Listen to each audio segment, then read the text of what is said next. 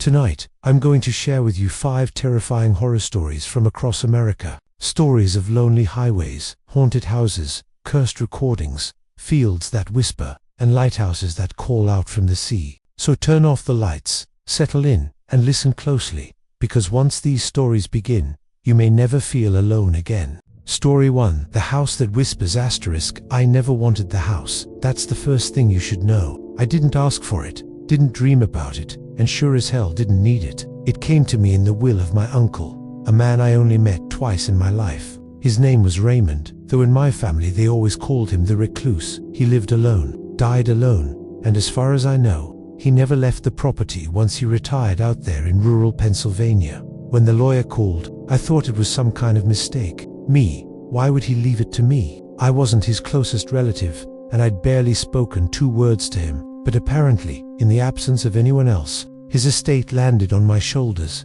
The estate, by the way, was a crumbling 2-story farmhouse, surrounded by woods so dense you could lose your bearings 20 feet from the porch.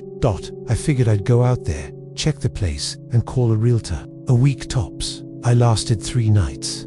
Arrival: the road to the property was barely a road at all, more like 2 ruts carved into mud, lined with branches that scraped the sides of my car. By the time I pulled up, I half expected the house to be gone, swallowed by the forest, but it wasn't. It stood there like something out of an old photograph, sagging but stubbornly upright. White paint peeled away in long strips. The porch leaned forward, daring me to test my weight on it. The windows were dark, except for one upstairs, where the curtains looked suspiciously drawn, like someone had just been standing there. I told myself I imagined it. Inside, the air smelled stale, like wet wood and dust. The floorboards creaked under every step. Spiderwebs clung to the corners. I kicked aside a broken umbrella and set my bag in the living room. I wasn't about to trust the upstairs until I knew the floors wouldn't collapse under me. I had no phone service out there, no Wi-Fi, no bars, nothing. The silence pressed in on me like a weight.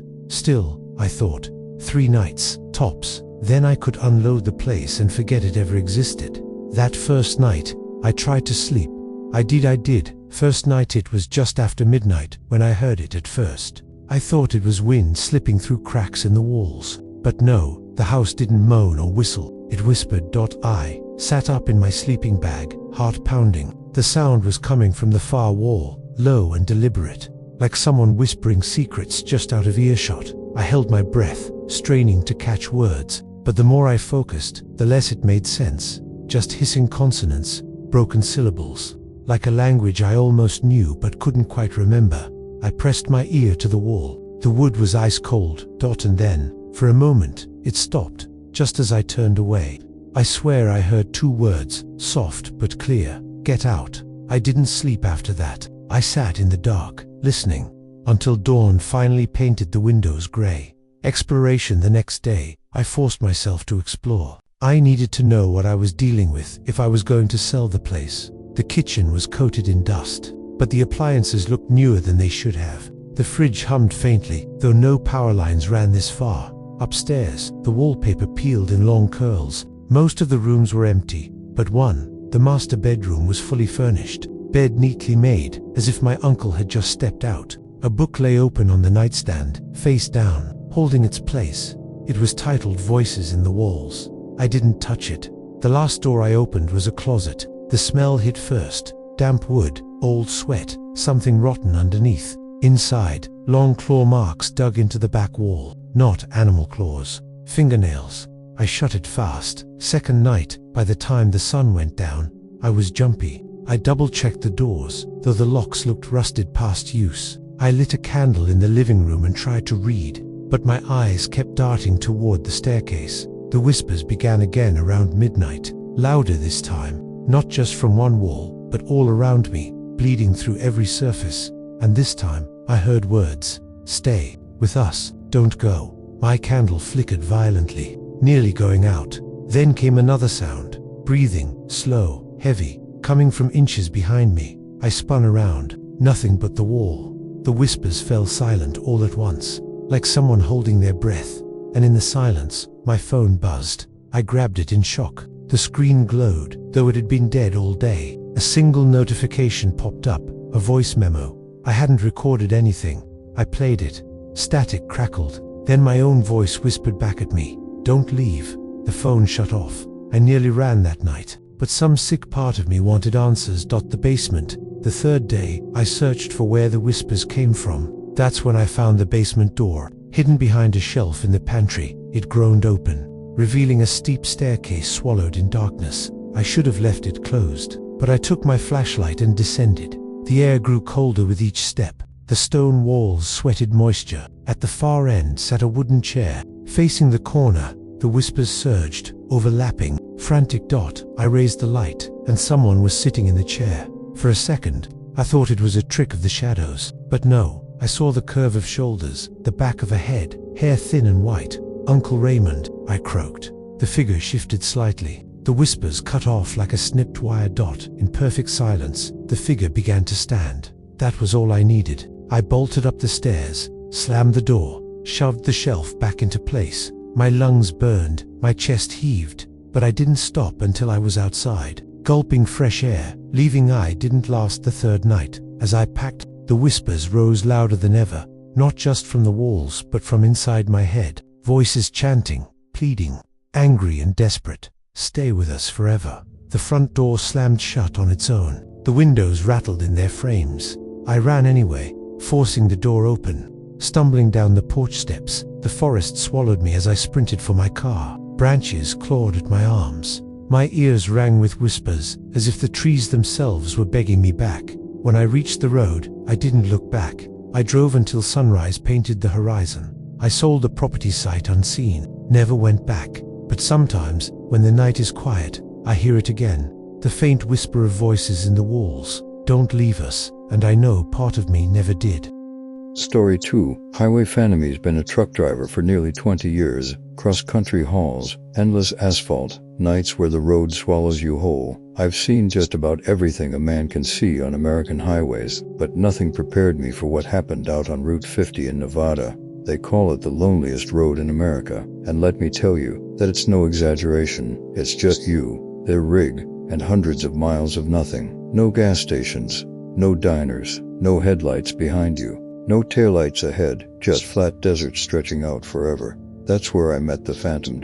The beginning yet was early spring, maybe April. I had a haul of electronics going from Sacramento to Denver. By the time I hit Nevada, it was close to midnight. The sky was clear, stars burning so bright you could almost hear them. The desert was lit by moonlight, silver and cold. I'd been driving 12 hours straight, so my eyes were dry, my coffee long gone. I kept the radio low, just static and faint country music out of Utah. And then I saw it, headlights in my rear view. At first I was relieved. Out there, any company is good company, but something was off. The lights were too far apart, almost like they belonged to a much bigger vehicle. I figured maybe it was another rig, but it didn't gain on me, didn't fall behind, just hovered there. The pursuit 20 minutes passed. The lights stayed locked in my mirror. Same distance, same angle. I slowed a bit. They slowed. I sped up. They matched. I flicked my radio off. The silence pressed in. Finally, I reached for the CB and keyed in. "Breaker, breaker, you back there, partner." Static. No reply. The hair on my neck prickled. I tried to focus on the road, but the lights pulled at my eyes. Too white, too bright, and something else. They didn't bounce or dip the way headlights should on uneven desert road. They just glided, smooth and steady. That's when I noticed the temperature. The cab had been warm all night. Suddenly, it felt like a freezer. My breath fogged in front of me. The lights edged closer. The first glimpse, I gripped the wheel tight, heart pounding. As the lights gained, I caught sight of the vehicle behind me. Only, it wasn't a vehicle. It was nothing. Just two burning white orbs hanging in the dark, like eyes. No grill, no hood, no cab, just lights, floating 5 feet above the asphalt. I slammed the pedal, tires howling. The rig roared as I pushed it past 80. The lights followed effortlessly. That's when the whispers started. The voices. It began in the CB, faint at first. A man's voice, broken up by static. "Pull over." I froze. The voice shifted. Now a woman. "Let us in." Then a child. Was so cold, my hands trembled. I yanked the CB cord out of the socket. But the voices didn't stop. They filled the cab, whispering in my ears, crawling under my skin. I shouted, "Leave me alone." The lights surged forward, blinding. My windshield glowed white. I couldn't see the road, couldn't see anything, just light, swallowing everything. The disappearance, then black dot. No lights behind me, no voices. I was alone again.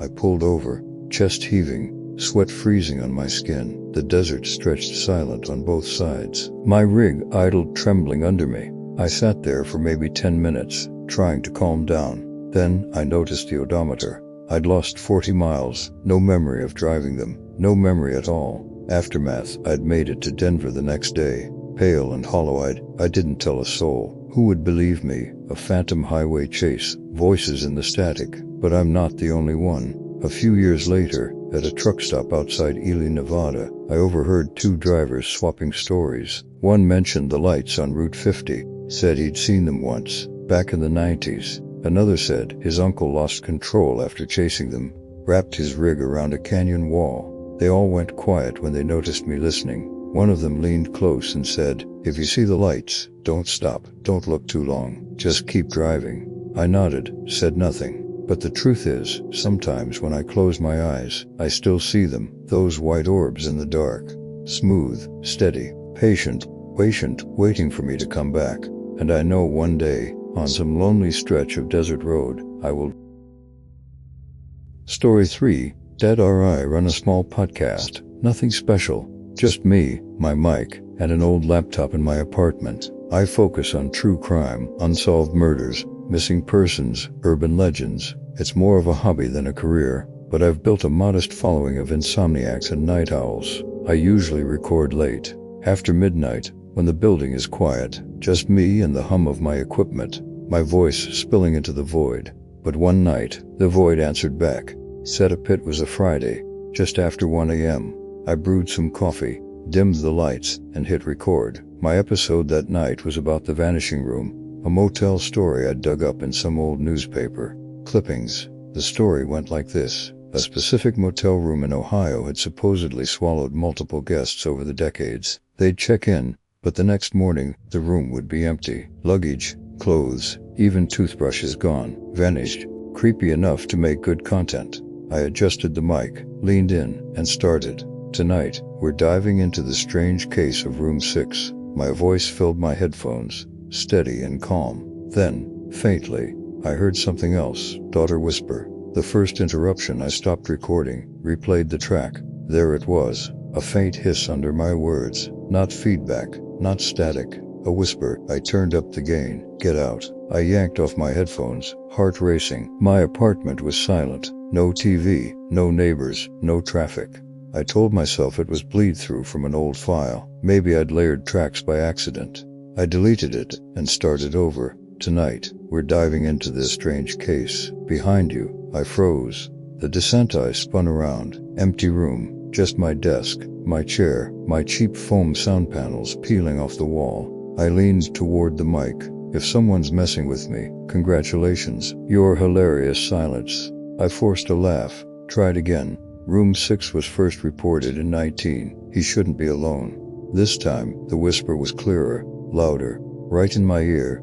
I shoved back from the desk. The chair toppled. My coffee mug shattered. For 5 minutes, I just stood there, staring at the mic, waiting for something to move. Finally, I sat back down and checked the waveform, but my stomach dropped. The whispers weren't random. They were synced to my breathing, like someone was speaking with my lungs. Then I told myself I was done. Shut it down, go to bed, forget it. But curiosity gnawed at me. I've always said fear is just unanswered questions. So I pressed record one last time. Is anyone there? I whispered. Silence. Then, knock, knock, knock. 3 sharp knocks. Not from the door, from inside my headphones. I ripped them off, hot in my throat. My actual door would closed across the apartment. Slowly, I put the headphones back on. Knock, knock, knock, doc. This time, under the knocks, a voice hissed, "Let us in." The recording, I stopped the session, but the laptop kept running. The red record light burned on no matter how many times I clicked. The waveform moved on its own, lines spiking across the screen.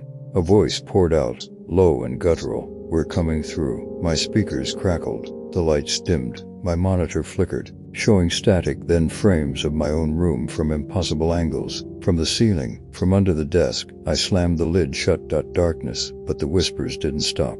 The breach that night.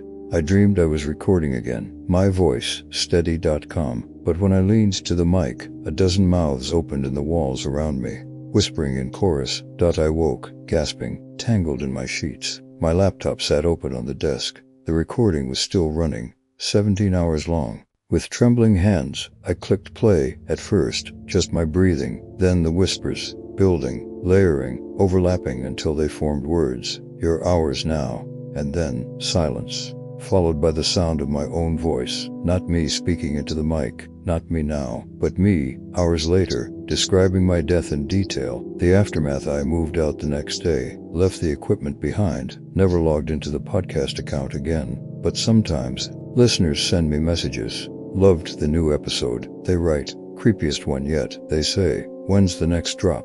Only problem is, I haven't uploaded anything since that night. And when I ask which episode they're talking about, the titles are ones I never wrote. Episodes that describe events in my life, things I haven't told anyone, things that haven't happened yet.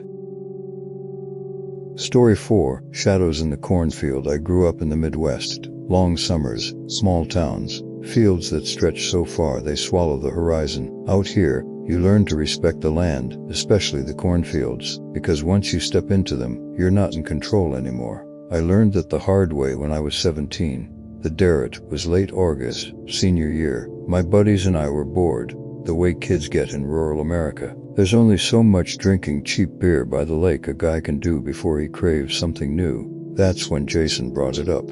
You ever hear about the Holloway field? We all looked at him. He grinned, that cocky grin he always had. They say it's haunted, he continued. Kid got lost in there back in the 70s. Never came out. I laughed. It's a cornfield, not a portal to hell. Jason leaned in. So prove it. Midnight walk. All the way to the Scarecrow and back. There was no scarecrow in our town more infamous than the Holloway Scarecrow. It stood in the middle of that field, old as sin, with a burlap sack face that sagged in the rain. Nobody knew who made it, but everybody whispered about it. I should have said no, but pride makes fools of teenagers. Fine, I said, I'll do it.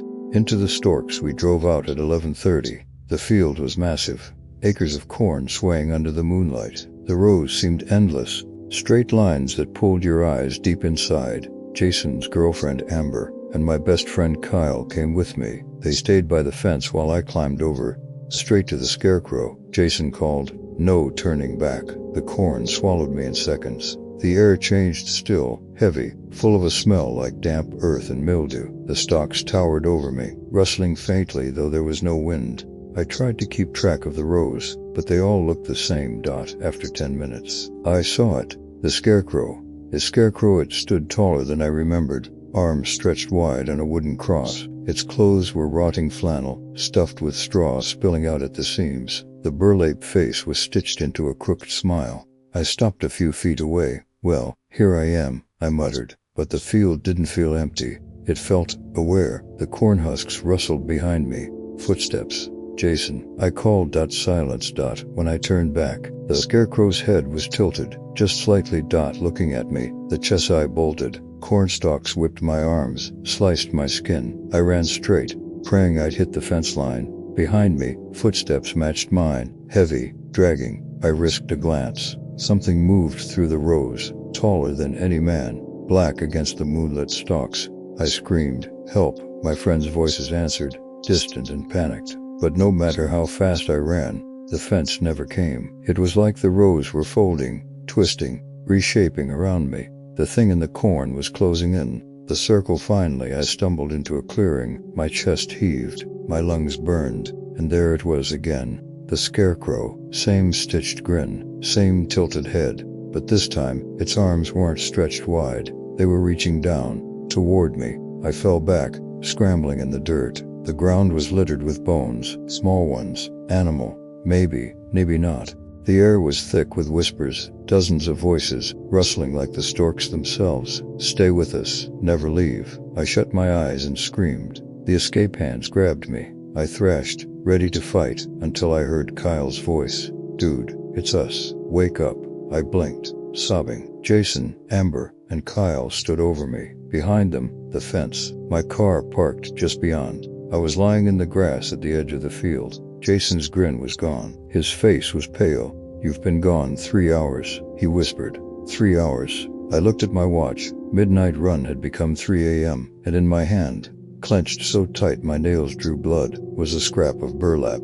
Aftermath. We never spoke of that night again. Jason moved away after graduation. Kyle swore he'd never go near another field. But Amber, she stopped talking altogether. Her parents said she barely slept. Sometimes they found her standing outside at night, staring at the cornfields, whispering to herself. 2 years later, she disappeared, vanished without a trace. The cops found her car parked near the Holloway farm, door open, keys in the ignition. The only sign of her was a burlap scrap caught on the fence.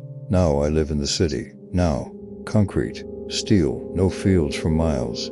But some nights, when the wind shifts, I swear I hear it again. The rustling, the whispers, stay with us. And I know the scarecrow is still waiting. Story 5. The Lighthouse Keeper. People think lighthouses are romantic, a symbol of safety, a beacon cutting through the storm. But when you're the one inside, alone, with the sea hammering the walls and the wind screaming like a living thing, a lighthouse feels less like a refuge and more like a prison.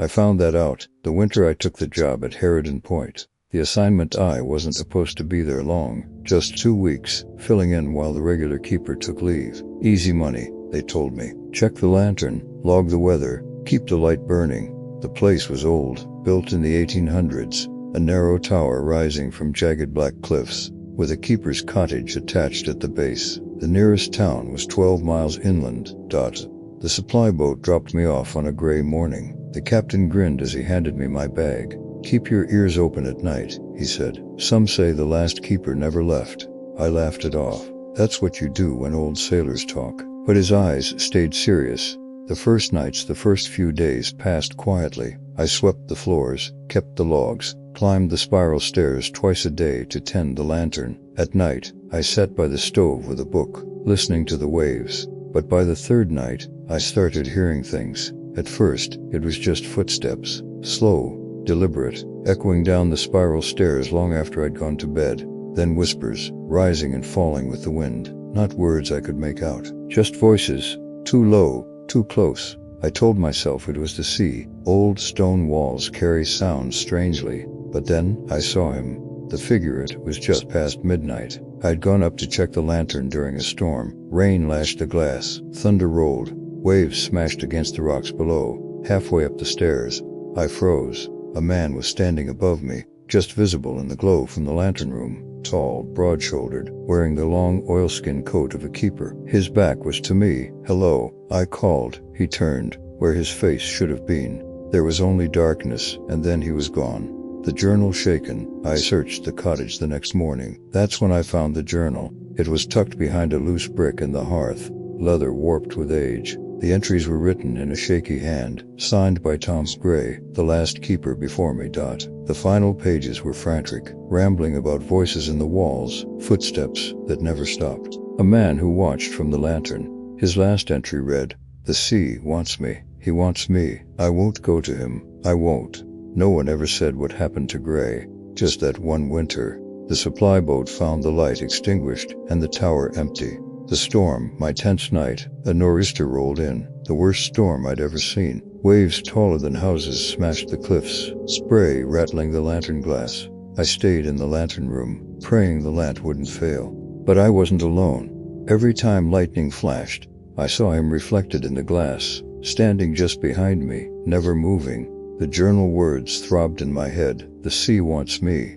Then, through the roar of wind and water, I heard it, a knock. 3 sharp raps on the iron door at the base of the tower. The knock. At first I thought it must be sailors, maybe a boat caught in the storm, but who could dock in seas like this? The knocks came again, louder, more urgent. I descended the stairs, lantern in hand, heart pounding. The door shook under each blow. I pressed my ear to the wood, and heard a voice. Let us in. Not just one voice. Dozens, men, women, children, all speaking together, rising and falling with the waves. I stumbled back, dropping the lantern. Darkness swallowed the stairwell, and from above, I heard boots descending. The keeper. I ran. back up the spiral stairs, 2 at a time, lungs burning. The storm raged outside, but inside, the tower was colder still. Halfway up, I felt a hand on my shoulder. I turned. The faceless keeper loomed behind me, oilskin dripping, darkness spilling from where his face should be. His grip was iron,